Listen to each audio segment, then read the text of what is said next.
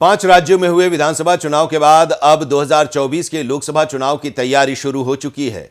चुनाव के लिए विपक्षी पार्टियां गठबंधन बनाने और सीट बंटवारे में जुटी हैं, तो वहीं सत्ता पर आसीन एनडीए विपक्ष को लोकसभा चुनाव में करारा जवाब देने के लिए तैयारी कर रहा है। विपक्षी गठबंधन ने, जिसे इंडिया अलायंस नाम दिया गया है, इसकी चौथी बैठक मंगलवार को दिल्ली में हुई, जिसमें कुल 28 पार्टियां शामिल हुईं। सभी पार्टी के सदस्यों ने अपनी अपनी पार्टी की तरफ से अपने विचार साझा किए। इस बैठक में पश्चिम बंगाल की मुख्यमंत्री और तृणमूल कांग्रेस की अध्यक्ष ममता बनर्जी ने कांग्रेस अध्यक्ष मल्लिकार्जुन खड़गे को विपक्षी गठबंधन इंडिया अलायंस का प्रधानमंत्री चेहरा बनाए जाने का प्रस्ताव रखा, जिसका समर्थन दिल्ली के मुख्यमंत्री और आम आदमी पार्टी के संयोजक अरविंद केजरीवाल ने किया। बैठक के दौरान इंडिया गठबंधन के अंदर खड़गे के बारे में पीएम पद के चेहरे पर व्यापक सहमति नहीं बनी।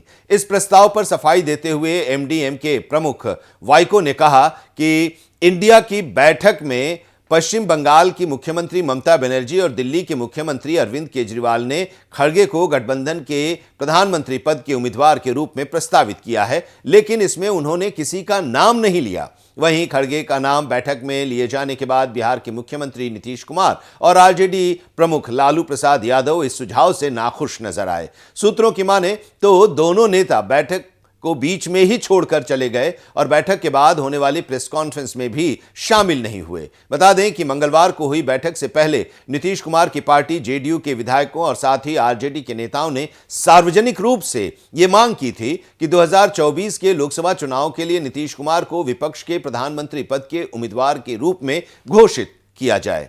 इस बीच विपक्षी गठबंधन में पीएम पद का उम्मीदवार कौन होगा, सीटों का बंटवारा कैसे होगा, इस पर अभी तक आम सहमति नहीं बन पाई है।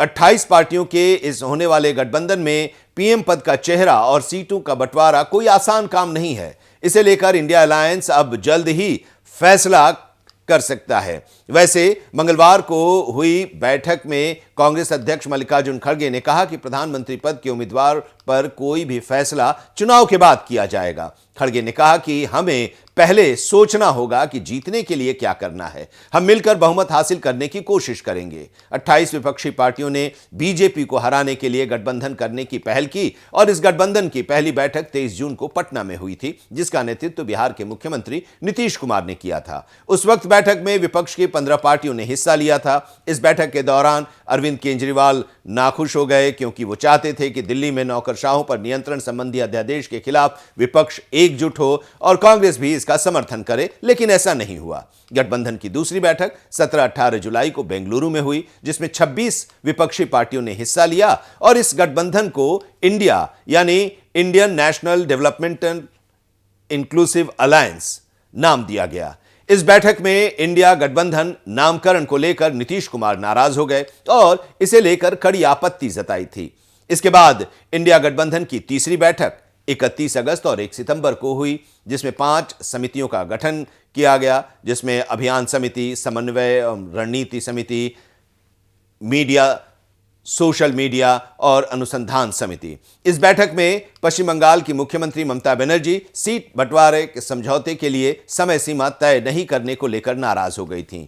19 दिसंबर को दिल्ली में चौथी बैठक हुई और इसमें सीट बंटवारे, संयुक्त अभियान का खाका और 2024 के लोकसभा चुनाव में बीजेपी से मुकाबला करने की रणनीति बनाने सहित विभिन्न मुद्दों पर चर्चा तो हुई, लेकिन पीएम पद का चेहरा और सीट बंटवारे को लेकर कोई खास बात नहीं हो सकी। इस बैठक में भी लालू प्रसाद और नीतीश कुमार नाराज हो गए। हालांकि इंडिया ब्लॉक की चौथी बैठक में यह निर्णय लिया गया कि सीट बंटवारे की बातचीत को अब ठंडे बस्ते में नहीं डाला जाएगा और साल के अंत तक राज्यों में सीट बंटवारे पर कुछ सहमति बन जाएगी। विपक्षी गठबंधन में अब तक जहां पीएम चेहरे को लेकर खींचतान है, तो वहीं सीटों का बंटवारा भी एक बड़ी चुनौती है। जानकारी के मुताबिक 31 दिसंबर तक गठबंधन में सीटों के बंटवारे पर आम सहमति बनाने की पुरजोर कोशिश होगी, लेकिन इससे पहले दिल्ली में आम आदमी पार्टी और कांग्रेस, बंगाल में तृणमूल कांग्रेस और कांग्रेस, यूपी और एमपी में समाजवादी पार्टी और कांग्रेस के बीच सीट बंटवारे को लेकर खींचतान होने की